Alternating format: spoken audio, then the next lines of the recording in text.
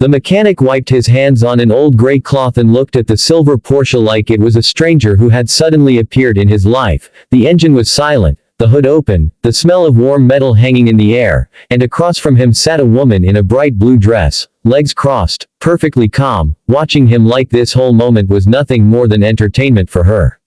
She tilted her head slightly and smiled with that kind of smile that carried more pride than kindness. Then she said softly but loud enough for everyone in the garage to hear, "Want a date? Fix my Porsche." A few workers nearby chuckled, someone even whispered something under his breath, and the mechanic simply lowered his eyes again, pretending the words had not touched him.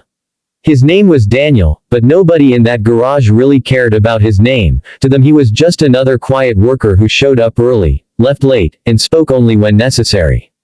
Life had not been kind to Daniel, not recently, and not in the years before that either.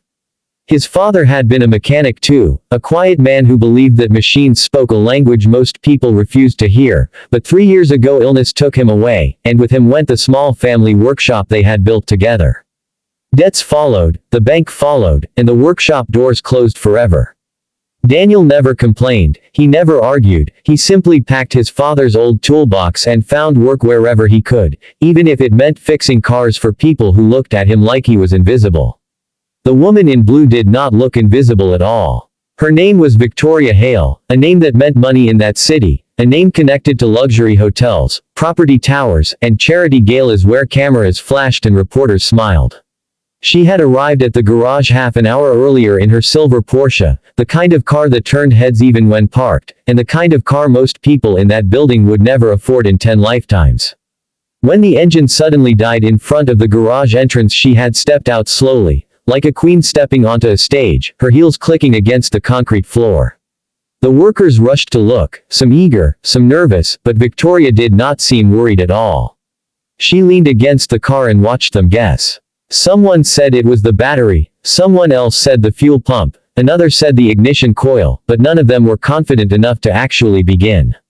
Then the manager called Daniel from the back corner where he had been quietly fixing a rusted pickup truck. Daniel walked over slowly, wiping oil from his fingers, and the moment Victoria noticed him she laughed softly, as if the entire situation had suddenly become amusing. "This one?" she asked the manager, raising an eyebrow. "You're trusting my Porsche with him." The manager forced a polite smile because wealthy customers were always right. Daniel said nothing. He only looked at the engine bay, listening in his mind to the silence where a sound should have been. Victoria crossed her arms and watched him closely. "Tell you what," she said again with a playful tone that carried a hint of mockery, "fix it and maybe I'll take you to dinner." The garage filled with quiet laughter. Daniel felt the heat rise in his chest, but he did not show it. He had felt humiliation before, many times, and he had learned that anger solved nothing when the world belonged to people like her. So he simply nodded once and began working. Minutes passed. He checked the wiring first, then the ignition system, then something deeper inside the engine compartment that most mechanics had ignored. Victoria grew bored quickly. She checked her phone, scrolled through messages, then looked back at him with a sigh. "You know," she said, loud. "Enough again, that car costs more than this entire garage." Another ripple of laughter moved through the workers. Daniel kept working. His hands moved carefully, slowly, with the patience he had learned beside his father years ago. Underneath the polished engine cover he noticed something strange, a tiny connector slightly loose, hidden behind a cluster of cables. It was the kind of detail most people missed because they looked for big problems instead of small ones. Daniel tightened it gently, then checked the line twice more to be sure. Behind him Victoria spoke again, this time to one of the mechanics beside her. "I bet he has no idea what he's doing," she said with a light smile. The mechanic shrugged awkwardly. Daniel heard every word, but his hands remained steady.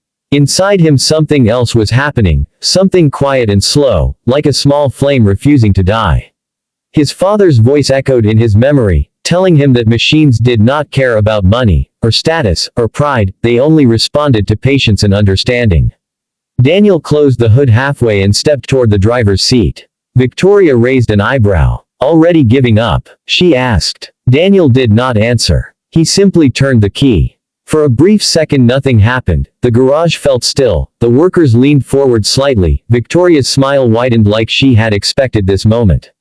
Then the engine roared to life, smooth and powerful, the deep sound of a perfectly tuned Porsche echoing across the walls.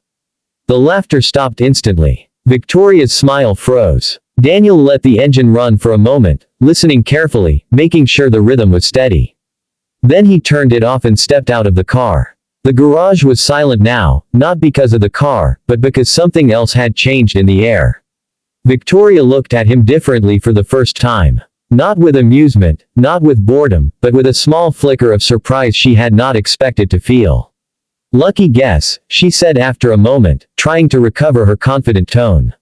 Daniel simply wiped his hands again with the same gray cloth. "Loose connector," he said quietly.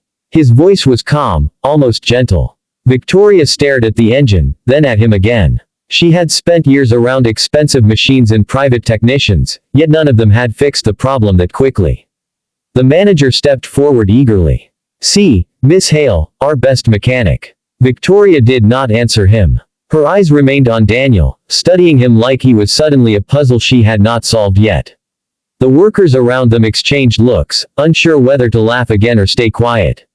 Finally Victoria walked slowly toward the Porsche and ran her fingers along the polished hood. "Well," she said softly, "I suppose I owe you that dinner." Daniel shook his head. "No need." The words were simple, but they carried something stronger than pride. Victoria frowned slightly, surprised again. Most men would have accepted instantly, many would have begged for the chance. But Daniel simply stepped aside and returned to the old pickup truck he had been repairing earlier. Victoria watched him go, and for the first time that day she felt something unfamiliar, not anger, not embarrassment, but curiosity.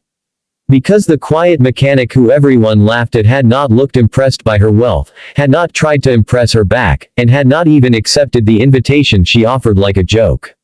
The Porsche engine started again moments later when she turned the key, smooth and perfect. As she drove away from the garage she glanced once more through the rearview mirror. Daniel was already back under the hood of the old pickup, focused, silent, like the world around him did not matter at all.